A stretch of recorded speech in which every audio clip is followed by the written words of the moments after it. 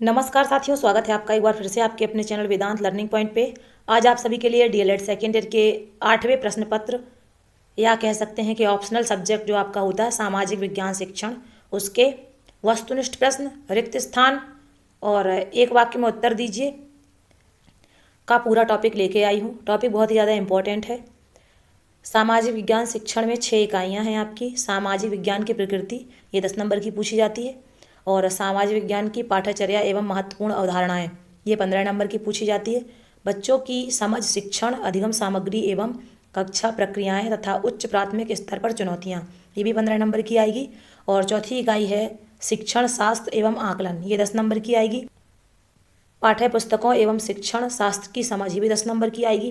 कक्षा शिक्षण की योजना एवं मूल्यांकन, ये भी आपकी 10 नंबर की आएगी। टोटल आपका 70 नंबर का पेपर आएगा। आइए शुरू करते हैं। पहला प्रश्न है इसमें, सामाजिक विज्ञान के क्षेत्र में किस विषय का अध्ययन प्रमुख रूप से किया जा सकता है? इतिहास का, भूगोल का, नागरिक शास्त्र का, उपरोक्त सभी। सामाजिक विज्ञान नामक पद उन विद्यालयी विषयों की ओर संकेत करता है जो मानवीय संबंधों की विवेचना करता है। सामाजिक विज्ञान की यह परिभाषा किसने दी है? एनसीईआरटी ने। सामाजिक अध्ययन को विषय वस्तु प्रदान नहीं करता, वह विषय है रसायन शास्त्र। सामाजिक अध्ययन शिक्षण के द्वारा छात्र स्थापित करना सीख लेते हैं। समन्वय। सामाजिक विज्ञान शिक्षण की परंपरागत विधि है, पाठ्य पुस्तक विधि। सामाजिक अध्ययन में 4 प्रमुख विषय समूह कौन से हैं? इतिहास, भूगोल, नागरिक शास्त्र, अर्थशास्त्र। सामाजिक विज्ञान अध्ययन का प्रमुख कौशल है विभिन्न वस्तुओं, स्थितियों तथा विचारों का विश्लेषण। वस्तु, स्थितियों एवं विचारों का विश्लेषण। ऑप्शन नंबर सी, ए और बी दोनों सही हो जाएगा। सामाजिक अध्ययन का उचित अर्थ है समाज का अध्ययन। सामाजिक अध्ययन शिक्षण का मुख्य उद्देश्य किस भावना का विकास करता है? प्रादेशिकता की, राष्ट्रीयता की, स्थान विशेष की। इसका आंसर हो जाएगा डी, उपरोक्त में से कोई नहीं। सामाजिक अध्ययन में निम्न में से किसी तत्व का अध्ययन किया जाता है? समाज संबंधी अध्ययन का, मानवीय संबंधों के अध्ययन का, तत्कालीन घटनाओं का, उपर्युक्त सभी का। सामाजिक अध्ययन में व्यक्ति में निम्न में से किस गुण का विकास होता है? सहयोग का, निष्पक्षता का, सहिष्णुता का, उपरोक्त सभी का। ऑप्शन नंबर डी सही हो जाएगा। ये आंसर है, देख लीजिएगा। रिक्त स्थान। सामाजिक अध्ययन का मुख्य तत्व निर्देशात्मक उपयोगिता है। सामाजिक विज्ञान मूलतः सैद्धांतिक विषय है। सामाजिक विज्ञान एक परंपरागत विषय है। सामाजिक अध्ययन मानव का एक सामाजिक प्राणी के रूप में अध्ययन करता है। सामाजिक विज्ञान सामाजिक अध्ययन का प्रारंभ सर्वप्रथम अमेरिका में हुआ। सामाजिक विज्ञान अध्ययन से अवलोकन एवं विश्लेषण का विकास होता है। आर्थिक समस्याओं की समझ का अध्ययन अर्थशास्त्र में किया जाता है। सामाजिक अध्ययन मानवीय संबंधों पर बल देता है। सामाजिक अध्ययन समुदायों, मनुष्यों का विषय है। सामाजिक जीवन में व्यक्ति के सामाजिक एवं भौतिक पक्षों का अध्ययन करता है। ये सारे आंसर हैं, मैच कर लीजिएगा। इसके बाद एक वाक्य में उत्तर दीजिए। भूगोल का जनक कहा जाता है इराटोस्थनीज को। देशांतर रेखाओं की संख्या होती है 360 डिग्री। एशिया की सघन जनसंख्या वाला क्षेत्र सम्मिलित है भारत। पृथ्वी अपने अक्ष पर सीधी ना होकर कितने अंश पर झुकी है? 23 सही, 1 डिग्री बटा 2। पृथ्वी स्थिर ना होकर क्या है? गतिशील। सामाजिक अध्ययन की शिक्षा के महत्व को कितने भागों में बांटा गया है? व्यक्तिक और सामाजिक दृष्टि। विश्व की कितनी प्रतिशत आबादी भारत में रहती है? 16%। विश्व के सम्मुख कौन सी समस्या है? जनसंख्या वृद्धि। जनसंख्या के घनत्व को प्रभावित करने वाले 2 कारक बताइए। जलवायु, वर्षा। निर्धनता को दूर करने के लिए एक उपाय बताइए। तीव्र जनसंख्या वृद्धि पर रोक लगाई जाए। दूसरी इकाई है सामाजिक विज्ञान की पाठ्यचर्या एवं महत्वपूर्ण अवधारणाएं। इसमें आपके बहुत सारे प्रश्न हैं। इतिहास शिक्षण के क्या उद्देश्य हैं? राजनैतिक मूल्य विकसित करना।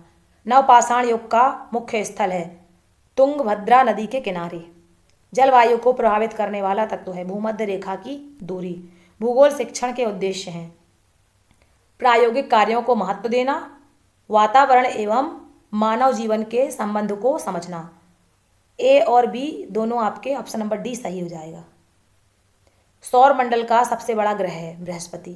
पृथ्वी की दैनिक गति के कारण होते हैं दिन रात। अधिवर्ष आता है प्रत्येक चौथे वर्ष। सबसे बड़े अक्षांश वृत्त को कहते हैं विषुवत वृत्त। जनसंख्या की दृष्टि से भारत का विश्व में स्थान है दूसरा। भारत में जनसंख्या का सर्वाधिक घनत्व है दिल्ली में। किसकी जनसंख्या सबसे अधिक है? भारत की जनसंख्या। भारत की जनसंख्या बढ़ती जा रही है। ग्राम पंचायत के सदस्यों का चुनाव कितने वर्ष में होता है? 5 वर्षों में। भारत का राष्ट्रीय पशु है बाघ। भारत का राष्ट्रीय पुष्प है कमल। राष्ट्रगान के रचयिता थे रविंद्रनाथ टैगोर। अर्थशास्त्र शिक्षण के उद्देश्य हैं राजनैतिक मूल्य विकसित करना, पुरुषार्थ नहीं है अंग।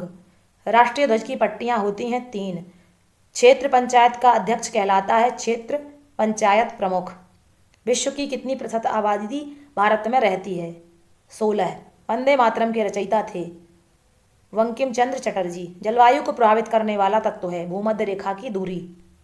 सामाजिक विज्ञान शिक्षण का उद्देश्य है छात्रों में प्रजातंत्र की भावना का विकास करना। वस्तुनिष्ठ परीक्षा का प्रमुख ध्येय है अभिव्यक्ति का अभाव। सहायक सामग्री का महत्व है विषय वस्तु को सरल एवं रोचक बनाने में। पाठ्य पुस्तक की जो महत्वपूर्ण विशेषता है वह है अध्ययन संबंधी आदतों के विकास के लिए करके सीखने पर आधारित है प्रयोजना विधि। ग्रामों में भूमि का रिकॉर्ड किसके पास होता है? पटवारी विधि। असहयोग आंदोलन स्थगित करने का कारण था चौरी चौरा कांड। मतदान के अधिकार की न्यूनतम आयु है 18 वर्ष। जनसंख्या की दृष्टि से विश्व में दूसरा देश है भारत। जो संस्थाएं मानव समूह द्वारा किसी निश्चित उद्देश्य हेतु निश्चित की जाती हैं वह कहलाती हैं सामाजिक संस्थाएं। सहसंबंध के प्रकार हैं 2। सामाजिक विज्ञान के शिक्षण में सहसंबंध का प्रमुख स्थान है। ज्ञान की विस्तृतता का सिद्धांत, समय की बचत का सिद्धांत, विषय की रोचकता का सिद्धांत। डी ऑप्शन आपका सही हो जाएगा। सामाजिक संरचना की विशेषता है सामाजिक संरचना कोई अखंड व्यवस्था नहीं है। सामाजिक संरचना अंततः संबंधित इकाइयों का एक व्यवस्थित स्वरूप होती है। सामाजिक संरचना एक गतिशील अवधारणा है। डी ऑप्शन सही हो जाएगा। वर्तमान में प्रति व्यक्ति आय में कमी आई है। आज व्यक्तिगत स्वतंत्रता कम है। समुदाय को सामाजिक प्राणियों का समूह कहा है विलियम ईगर ने। भारतीय समाज में पुरुष प्रधानता देखने को मिलती है। समाज को उन्नत कैसे बनाया जा सकता है? व्यक्तियों को आर्थिक सहायता देकर, उद्योग लगातार, व्यक्तियों में जागृति लाकर। उपरोक्त सभी ऑप्शन नंबर डी सही हो जाएगा। समाज का महत्वपूर्ण लाभ है जो मिलकर साथ रहे। हड़प्पा में विशाल स्नानागार कहाँ मिले हैं? हड़प्पा में। हड़प्पा सभ्यता का विकास किस नदी के किनारे हुआ? सिंधु नदी। सिंधु घाटी के निर्माता थे द्रविड़। वैदिक काल की शिक्षा थी मौखिक। सिंधु घाटी के लोग किस धातु से अनभिज्ञ थे? लोहा। सिंधु घाटी के लोगों का मुख्य व्यवसाय क्या था? कृषि। सिंधु घाटी के लोग जिस देव की उपासना करते थे वे हैं ब्रह्मा भगवान। सिंधु घाटी के निवासी भवन निर्माण कला से विशेष निपुण थे। संविधान सभा का गठन दिसंबर 1946 ईस्वी को हुआ था। संविधान के प्रारूप समिति के अध्यक्ष थे डॉक्टर भीमराव अंबेडकर। भारतीय संविधान सभा से संविधान को अपनी स्वीकृति प्रदान की 26 नवंबर 1949 ईस्वी को। लोकतंत्र जनता के सार्वजनिक हितों का संरक्षण करता है।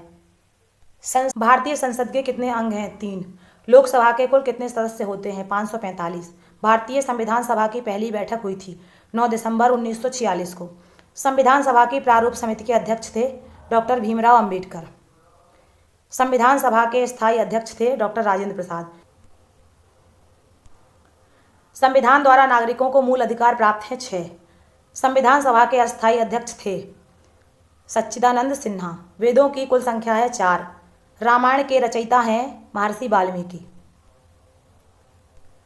पृथ्वी पर सर्वप्रथम किस प्रकार के जीवों का विकास हुआ? जल में रहने वाले जीव। खुदाई के द्वारा ऐतिहासिक तथ्यों का पता लगाने वाले को क्या कहते हैं? पुरातत्वविद। पुरापाषाण काल के मानव की महत्वपूर्ण उपलब्धि क्या थी? आग की खोज। नवपाषाण काल में स्थायी जीवन व्यतीत करने वाले का मुख्य कारण निम्न में से क्या था? कृषि का आरंभ। पाषाण काल और नवपाषाण काल के मानव में भिन्नता का आधार क्या है? उत्तम औजारों का प्रयोग।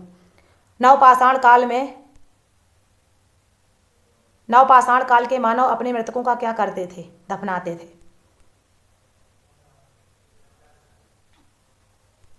नवपाषाण काल के लोग किसकी पूजा करते थे? शिव जी की। आदि मानव का पालतू पशु कौन था? कुत्ता। पाषाण काल में कृषि कार्य हेतु पहला औजार क्या था? खुरपा। प्राचीन जैन मंदिर मध्य प्रदेश के किस क्षेत्र में देखने को मिलते हैं? खजुराहो। मथुरा किस प्राचीन महाजनपद की राजधानी थी? सुरसेन। इसके बाद ये सारे आंसर है, मैच कर लीजिएगा। इसके बाद इसके रिक्त स्थानों की पूर्ति। हमारे देश का समाज विभिन्न धर्मों में बटा हुआ है। ज्ञान को एकत्रित करना भी मानव स्वभाव का एक गुण है। बच्चे समुदाय के सदस्य होते हैं। ग्रामीण जीवन में प्राथमिक समूहों का बाहुल्य पाया जाता है। समुदाय को सामाजिक प्राणियों का समूह गिन्सबर्ग ने कहा है। पुरुषार्थ के द्वारा मोक्ष की प्राप्ति होती है। भारत के संविधान में भारत को धर्मनिरपेक्ष राज्य घोषित किया गया है। आयकर नीति के द्वारा सरकार को मिलने वाली आय के आधार पर देश की राष्ट्रीय आय का अनुमान लगाया जाता है। अन्य देशों की अपेक्षा भारत की प्रति व्यक्ति आय बहुत कम है। मानव एक सामाजिक प्राणी है। इसके बाद ये सारे आंसर हैं, देख लीजिएगा। एक वाक्य में उत्तर दीजिए। भारतीय सामाजिक व्यवस्था किस आधार पर है? भारतीय सामाजिक व्यवस्था किस पर आधारित है? आध्यात्मवाद या धर्म? समाज में व्यक्ति का चरम लक्ष्य है मोक्ष प्राप्ति। आध्यात्मवाद का अर्थ है आत्म का उत्कर्ष। पुरुषार्थ का शाब्दिक अर्थ है उद्योग। मोक्ष की प्राप्ति किसके द्वारा होती है? पुरुषार्थ। भारतीय दर्शन के अनुसार पुरुषार्थ कौन कौन से हैं? नाम लिखिए। धर्म, मोक्ष, काम, अर्थ। आर्य लोग भारत कितने वर्ष बाद आए थे? 2000 वर्ष बाद। वर्ण व्यवस्था के 4 वर्ग क्रमशः कौन कौन से हैं? ब्राह्मण, क्षत्रिय, वैश्य, शूद्र। सिंधु सभ्यता के लोगों को किस धातु का ज्ञान नहीं था? लोहे का प्रयोग। सिंधु सभ्यता के 2 प्रमुख नगरों के नाम लिखिए। हड़प्पा, मोहनजोदड़ो। सिंधु सभ्यता के लोग किस कला में निपुण थे? चित्रकला, कुंभकला, लेखन कला। वैदिक कालीन समाज में पिता को क्या कहकर पुकारा जाता था? गृहपति। इसके बाद इकाई नंबर 3, बच्चों की समझ, शिक्षण, अधिगम सामग्री एवं कक्षा प्रक्रियाएं तथा उच्च प्राथमिक स्तर पर चुनौतियां। छोटी कक्षाओं के बालकों के लिए सबसे उपयुक्त विधि है उद्यमी विधि। कक्षा में किसी वस्तु के वास्तविक रूप को प्रदर्शित करने की स्थिति में प्रयोग करना उचित होगा मॉडल का। योजना एक उद्देश्यपूर्ण कार्य है जिसे मन लगाकर सामाजिक वातावरण में पूर्ण किया जाता है। यह कथन है W.H. किलपैट्रिक का। सामाजिक विज्ञान का सबसे अधिक महत्व है व्यक्तिगत दृष्टि से, सामाजिक दृष्टि से, राष्ट्रीय दृष्टि से। उपर्युक्त सभी ऑप्शन नंबर डी सही हो जाएगा। स्रोत विधि में सहायक स्रोत के रूप में है पुस्तक। पाठ्यक्रम में वे सभी अनुभव निहित हैं जिनको विद्यालय द्वारा शिक्षा के उद्देश्यों की प्राप्ति के उपयोग में लाया जाता है। यह परिभाषा है क्रो एवं क्रो की। ये सारे आंसर हैं, मैच कर लीजिएगा। इसके बाद है इसके रिक्त स्थान। व्याख्या विधि शिक्षक प्रधान विधि के अंतर्गत आती है। छात्रों की प्रेरणा शक्ति को प्रोत्साहित किया जाता है। शिक्षा को उद्देश्य केंद्रित बनाना ही मूल्यांकन का अर्थ है। वस्तुनिष्ठ परीक्षणों द्वारा छात्रों के तथ्यात्मक व ज्ञानात्मक ज्ञान की जांच की जाती है। मूल्यांकन चलने वाली निरंतर प्रक्रिया है। इसके बाद इसके ये सारे आंसर हैं, मैच कर लीजिएगा। एक वाक्य में उत्तर दीजिए। छात्रों की आयु के अनुसार चयन करना चाहिए कहानियों का। कहानी को सुनाया जाता है क्रमानुसार। वस्तुनिष्ठ परीक्षा का दोष है अभिव्यक्ति का अभाव। कौन सा परीक्षा प्रविधि का रूप है? मौखिक, लिखित, प्रायोगिक। मूल्यांकन के लिए अनिवार्य है मापन। इसके बाद इकाई नंबर 4 शिक्षण शास्त्र एवं आकलन। छोटी कक्षाओं के बालकों के लिए सबसे उपयुक्त विधि है कहानी विधि। योजना एक उद्देश्यपूर्ण कार्य है जिसे मन लगाकर सामाजिक वातावरण में पूर्ण किया जाता है। कथन है W.H. किलपैट्रिक का।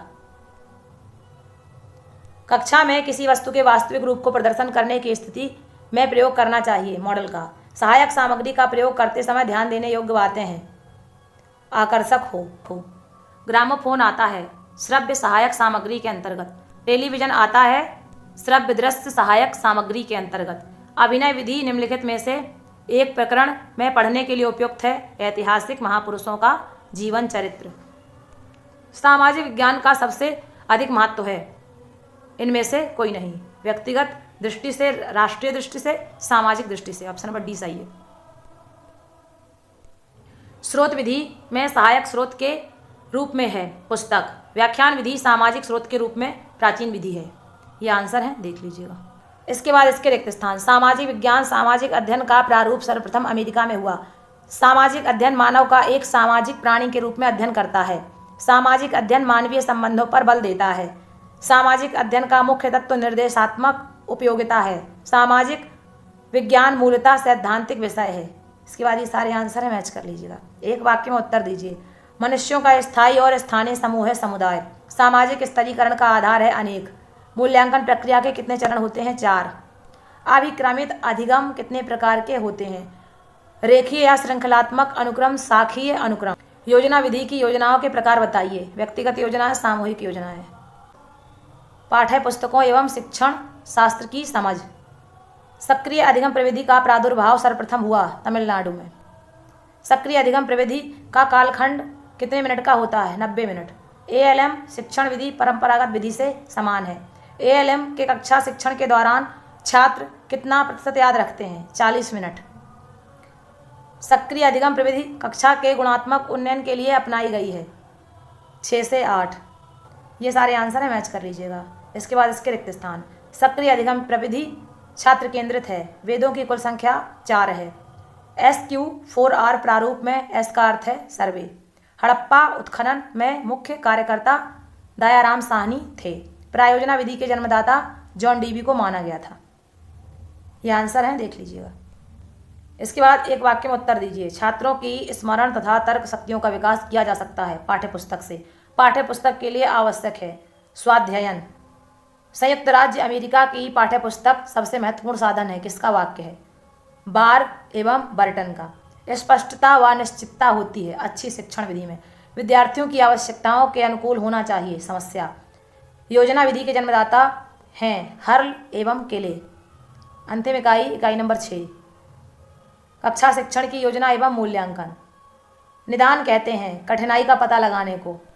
निदानात्मक परीक्षण से पता लगता है कठिनाई का।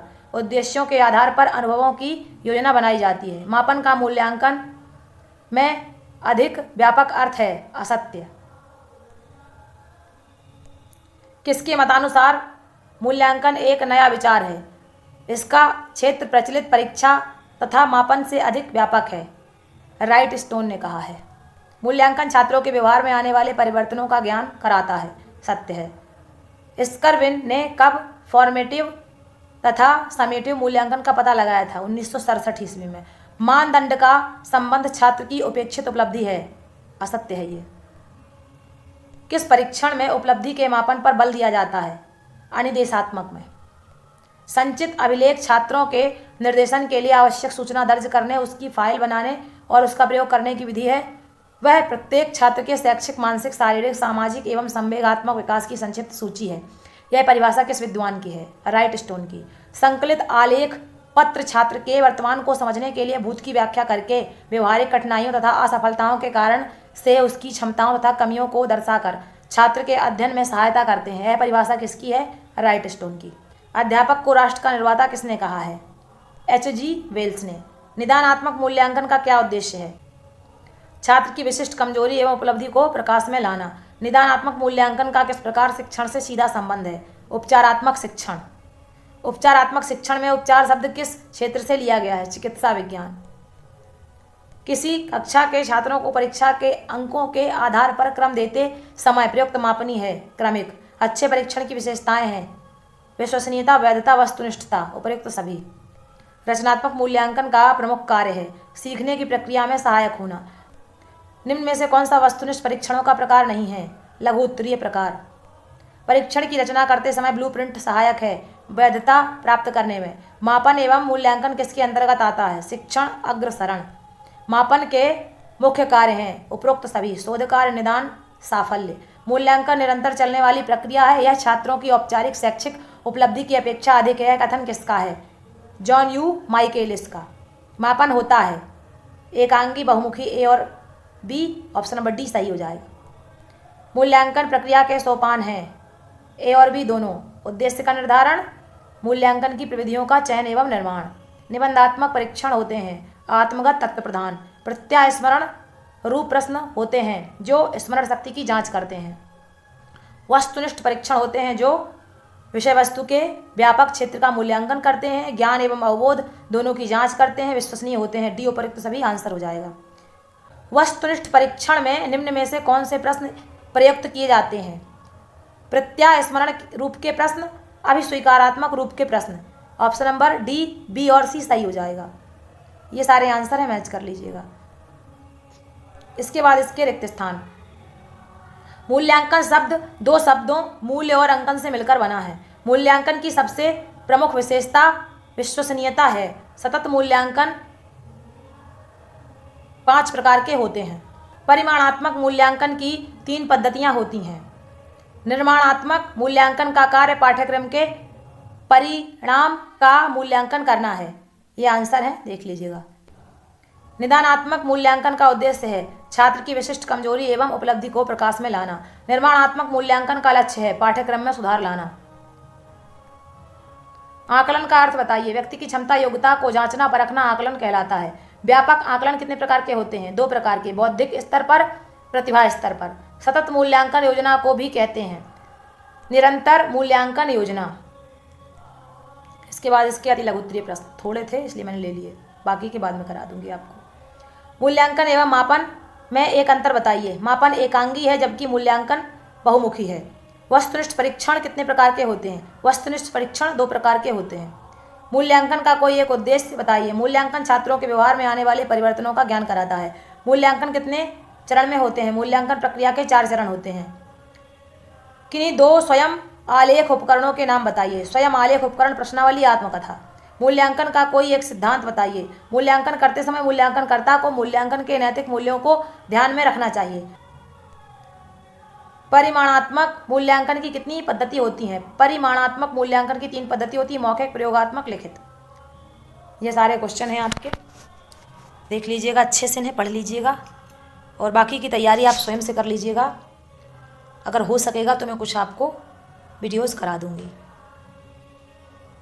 तब तक के लिए आप सभी का धन्यवाद। आप सभी का दिन शुभ हो।